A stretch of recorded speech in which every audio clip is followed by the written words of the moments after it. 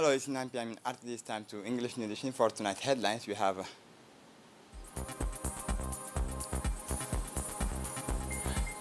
the delegation of Somalia continues their visit.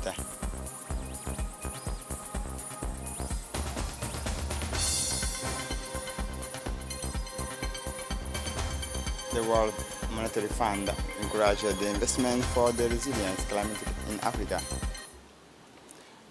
Welcome to our newsroom. The Somali delegation continues a visit on the second day of official visit to Djibouti, visit to port infrastructure and free zones. The Somali delegation led by the Somalia's Prime Minister Hamza Abdi Barre and including several senior officials visited this morning the various port infrastructure of the Republic. The delegation went successively to the port managed by the SGTD at the DMP and the free zones where it was joined by the Prime Minister Abdulqadir Kamil Mohammed. The Somali delegation was accompanied at the beginning by the Minister of Communication Radwan Abdullahi Bahdoun. The delegation led by the Prime Minister of Somalia Hamza Abdi Barre visited the different port infrastructure of our country. The port infrastructure are the flagship of the economic line of the Republic of Djibouti, welcomed by the President of the Authority of Ports and Free Zone, Abu Bakr Umar Haddi. The Somali delegation visited successively the container port as well as the DMP. The Somali delegation led by the Prime Minister of Somalia followed with interest the technical details on the operation of the different ports of our country, which are one of the best port infrastructure in the region.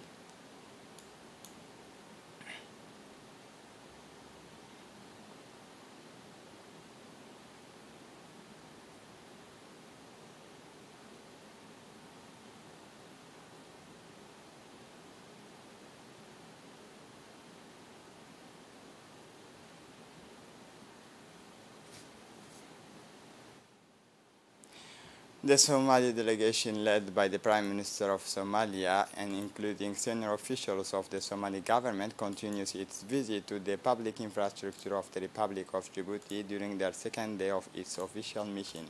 The Somali delegation arrived yesterday for an official visit to our country, and after having a first high-level meeting with the party this morning, the Somali delegation visited successively the Djibouti telecom site of Haramus and the port infrastructure. Somali Prime Ministers and his delegation were accompanied by the Djibouti Minister of Communication Radwan Abdullahi Bahdoun and the Minister of Energy Yunus Ali Geddi and senior officials of Telecom, including the Director General Mr. Mohammed Asowe. The Somali Prime Minister is accompanied by a large ministerial delegation, including the Minister of Petroleum and Natural Resources, the Minister of Interior, and senior officials. The delegation followed with interest the explanations and the technical capacity of the Djibouti telecom site, which is the main arrival point of the submarine cable that link our country to the whole world in the field of communication and ICTs.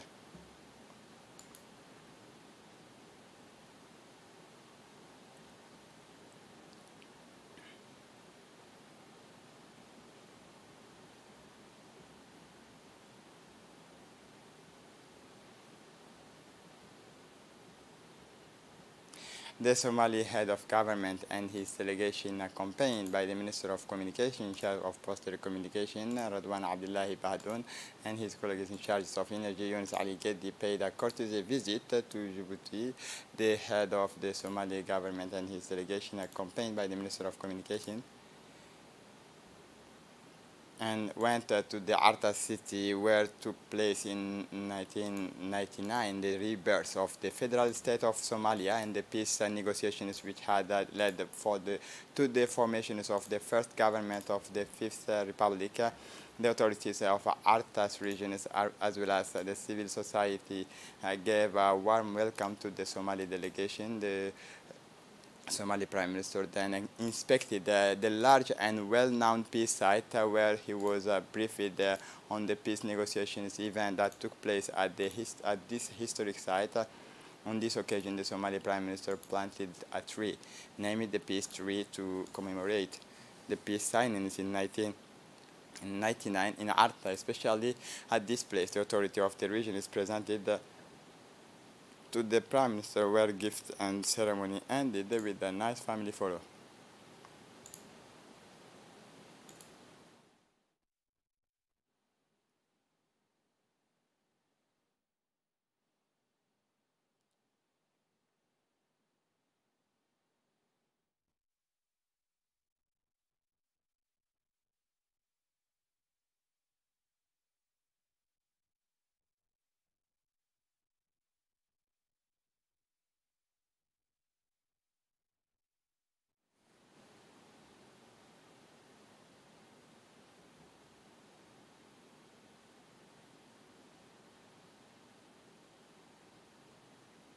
The Minister of Energy in charge of Natural Resources, Yunus Ali Gedi, received it this morning in his office.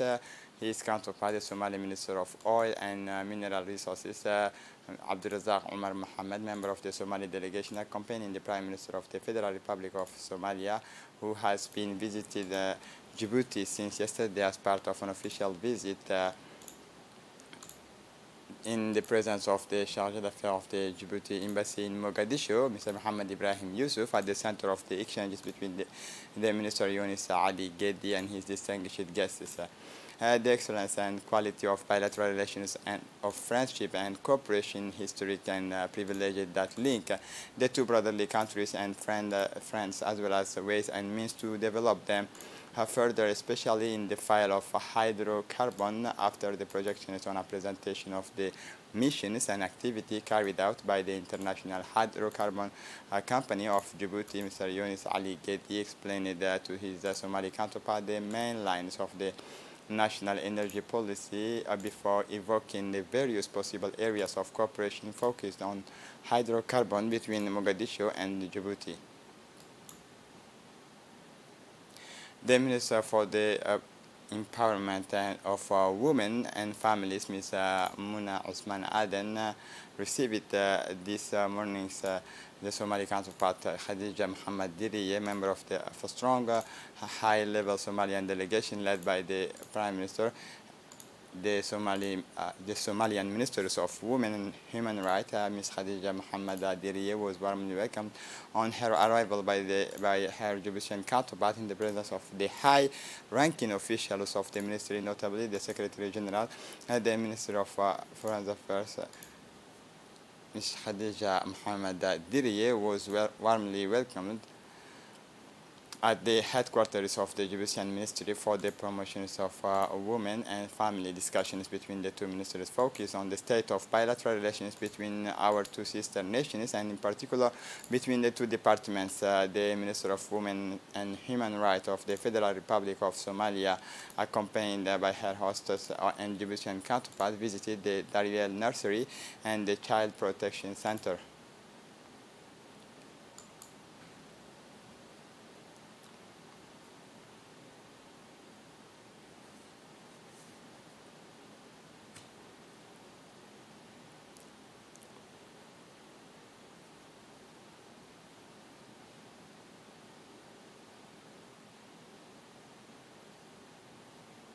In keeping with the programs of this day, the Somali Minister for the Empowerment of Women and Human Rights, Ms. Khadija Muhammad Diriye, accompanied by her host, visited the UNFD headquarters. Indeed, one of the highlights of the day was the arrivals of the officials at the UNFD headquarters, where a very pleasant welcome was given to the guests under the ovations of a very enthusiastic public and the rhythm of folk songs and dances of young people from the cultural troops. The Somali and Djiboutian ministers for the empowerment of women are welcomed by the Secretary General of the UNFD. The visitor then went to the different offices and workshops that make up the headquarters. The Somali delegation, led by the Somali Minister for Women's Affairs and Human Rights, was congratulated on the many services provided by the NGO.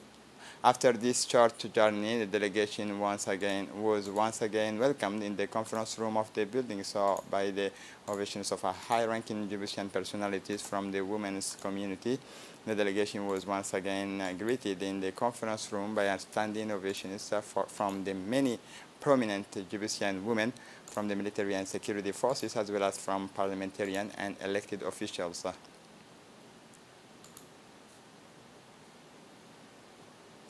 In one of the key events of the year, the Minister of Labor, Formalizations and Social Protection chaired a workshop this morning on the Citizen Service Declaration. The declarations at the service of the citizens is a vast program aimed at improving administrative services. This project aims to revitalize the improvement of public administration through the implementation of the Citizen Service Declaration. This declaration reflects the Ministry's commitment to the quality of the services it provides provided to the population, businesses, institutions, and organizations. Moreover, the routine of the value of the declarations of services to citizens within the Djiboutian administration remains one of the major concerns of the Executive Secretariat in charge of the reform of administration, known under the acronym of SECRA. This morning, the workshop brought together senior officials from the administration, the private sector, and civil society.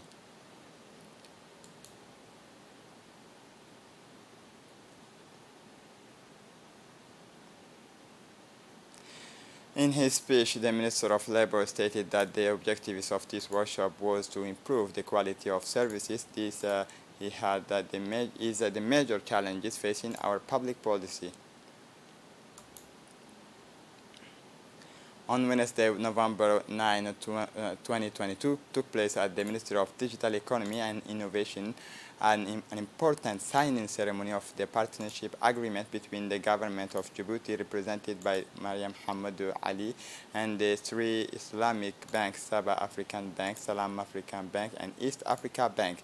The three Islamic banks have agreed to participate in the economic development of our interior regions by offering Islamic microfinance product. Her Excellency Mariam Hamadou Ali, Minister Delegate in charge of Digital Economy and Innovation, welcomed this event, which is historic for our country.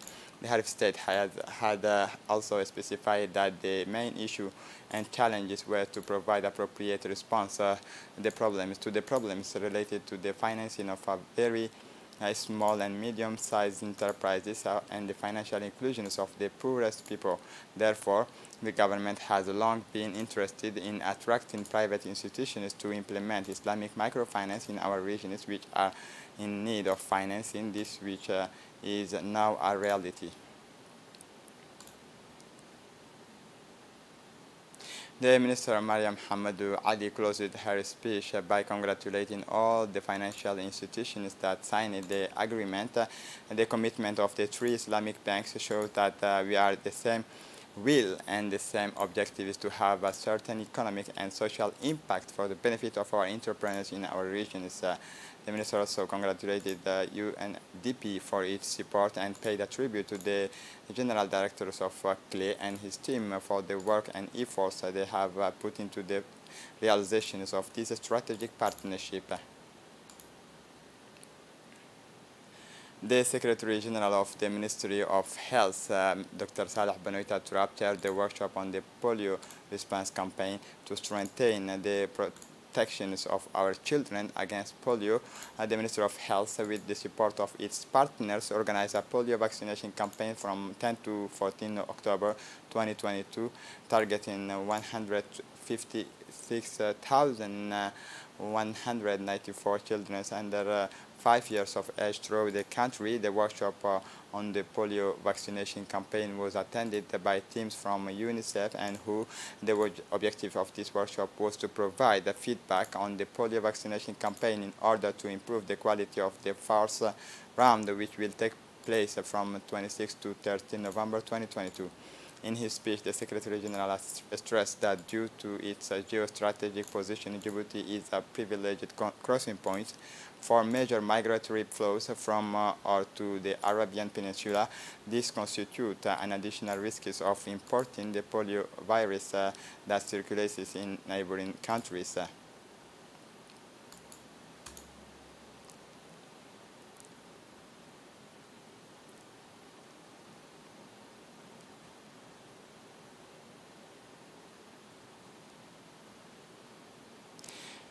The General Director of the National Police, Colonel Abdurrahman Adi Kahin, welcomed strong delegation from the East African Standby Forces, or ISAF, led by ISAF Chief of Joint Staff, Brigadier General Usman Muhammad Abbas, and Colonel Muhammad Barqat, the Assistant to the Brigadier General for Administrations and Finance. The long discussions between the two personalities focus on the important role that this force plays in our continent. To this end, Brigadier General Usman Muhammad Abbas congratulated the Djibouti police for its numerous participation in various peacekeeping missions in countries in conflict. Several senior officers of the National Police took part in this meeting, which closed with the exchanges of gifts and the traditional group photo.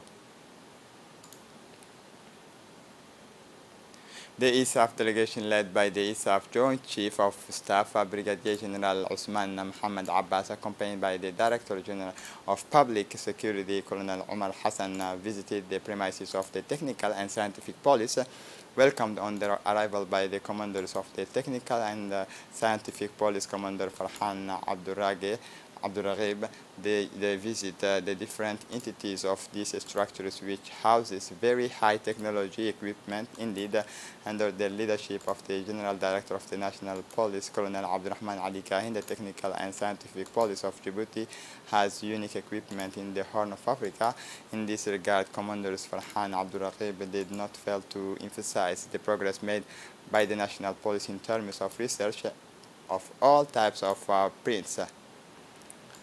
Also in the morning, the ISAF delegation visited the Idris Farah Habbani Police Academy in Nagad after the review of the Red Honor Guard. Brigadier General Usman Muhammad Abbas, accompanied by senior officers of the National Police, met with the director of the APIFA, Commander Omar Yusuf Omar, who took advantage of this courtesy visit by ISAF delegation to present the police academy. Indeed, this academy, which has been hosting for several years already, the training of Somali police officers aims to become in the coming years a regional center of excellence in training for police officers in East Africa. APIFA's visit of the East African Standby Force delegation ended with an exchange of gifts and a group photo.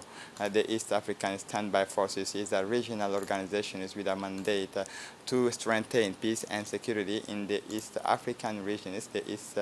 The ISAF is currently composed of 10 member states that signed to the Memorandum of Understanding on the establishment of the standby forces in the East African regions in 2005, namely Burundi, Comoros, Djibouti, Ethiopia, Kenya, Rwanda, Seychelles, Somalia, Sudan, and Uganda.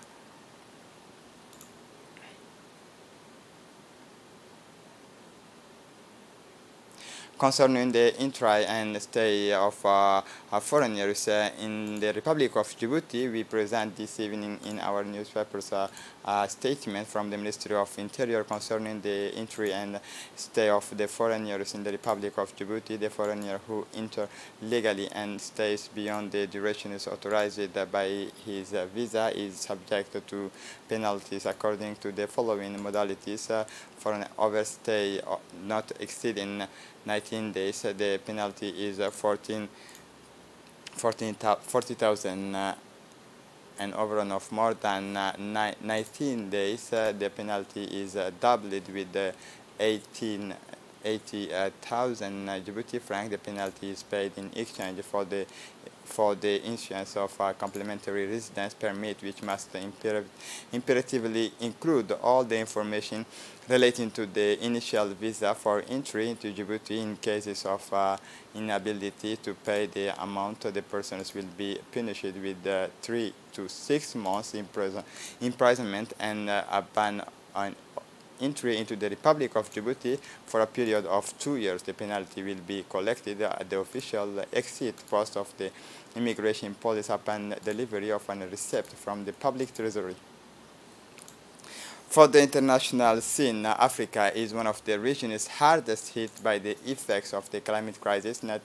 It lacks the necessary financing to cope. The president of the African Development Bank and the head of the International Monetary Fund meet on Tuesday on the sidelines of the COP27 in Egypt to accelerate financing for the continent's resilience. The International Monetary Fund Managing Director said that climate shocks undermined macroeconomic and financial stability. The flip side of the coin shows that investing in a low-carbon, climate-resilient economy opens up job opportunities. The UK Foreign Secretary pledged on Tuesday that his country would fund 200 million pounds of new mechanisms to support vulnerable countries in their commitment to adapt the effects of climate change. The facility is being set up by the African Acceleration Programs, which is an initiative of the African Development Bank and the Global Center for Adaptation. And to close up this edition, Senegalese international striker Sadio Mane left the match with a right knee injured in the 27th minute on Tuesday night with the Bayern Munich against Werder Bremen 12 days before the World Cup kicks off in Qatar. Sadio Mane, who suffered a knee injury in a duel shortly after the quarter-hour mark, lay down on the pitch and tried to continue the game after being treated for a few minutes before signaling to his coach, Julian Nagelsmann, to replace him. Senegal started its World Cup on 21 November against the Netherlands. The 2020 African champions are in Group A along with the host country Qatar, the Netherlands, and Ecuador. This is it for the news. Thanks for watching us. Have a good evening.